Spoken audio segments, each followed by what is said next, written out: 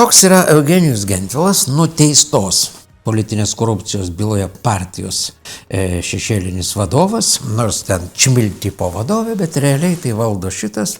Jis rašo, tęsiant to žmogaus, kurio negalima pavardės minėti, aritmetiką apie LRT, Seimo kanceliarija kas mėnesį pateikia duomenis apie tai, kiek kartų įvairūs Seimo nariai pasisakė skirtingose TV kanaluose.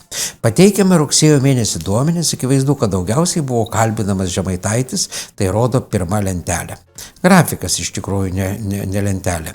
Kita Seimo narių pasisakymo analizė rodo, kokiuose kanaluose buvo Seimo nariai. Ir čia tas grafikėlis yra įdėtas, liktai atrodo iš pirmo žvilgsnio, kad Žemaitaitis pasisakė daugiausiai, taip pasižiūrėjus į tą lentelę, jūs pasižiūrėkite įdėmėje, Žemaitaičio ta linija žalia, tokia kaip ir ilgiausia, bet šioje vietoje eina kalba apie tai, kad visi kritikuoja, kad nekalbinami arba ženkliai mažiau kalbinami ne Tėvynės sąjungos, ne liberalų ir ne kokių nors skvernelistų žmonės. Taip yra kalbama, teisingai.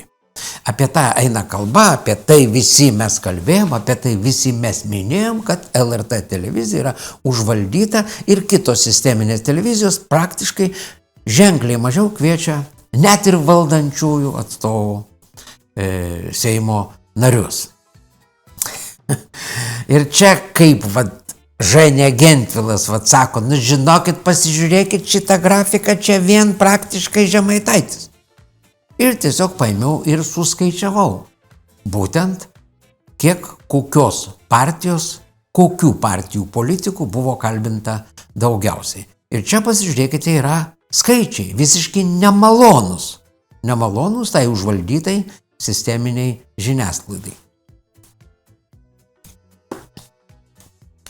Jeigu pasižiūrėti, kokios partijos žmonės buvo kalbinti daugiausiai, tai Tėvynės sąjunga minus Lietuvos krikščionys demokratai buvo kalbinti 157 kartus, Nemuno aušros 142, Skvernelio partijos 129 kartus buvo kviesti į televizijos laidas, socdemai, kurie turi daugiausiai Seimo narių Seime, tik 101 kartą, tai 4. vietą užima pagal kalbinimą, liberalai 66, valstiečiai 24.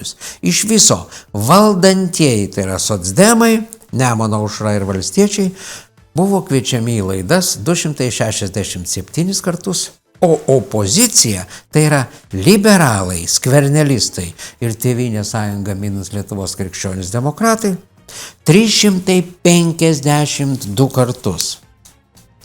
100 kartų daugiau, ne 100 kartų, bet 100 kartų daugiau buvo kviečiami opoziciniai veikėjai, visokie Kasčiūnai, visokie ten Skaistės, kokios tai dar kažkas, negu valdantieji, negu tie, kurie daro iš tikrųjų politiką, kurie turi vyriausybę ir kurios reikėtų klausti daugiau.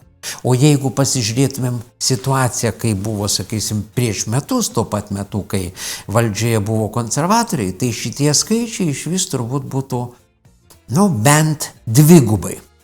Tai apie ką kalbam? Mes ir sakom, kad visada televizijose makaluojasi tie patys konserviniai snukiai, atsiprašau už išsireiškimą, ir kaip jie bepasakotų, kad to visai netaip yra, patys štai pats Ženė Gentvilas pateikė tokius skaičius, sako Seimo ten kanceliarija skaičiuoja, ir jie patys susimakalavo, bandydami kažką apgauti, bet tiesiog demaskavau. Beje, jisai čia parašė Facebook'e, aš jam tos pačius skaičius ėmiau ir suskaičiavau Facebook'e ir pakomentavau tiesiog, pasižiūrėkite, kaip iš tikrųjų yra. Tai jis tą komentarą ištrynė, matyt, dėl demokratijos.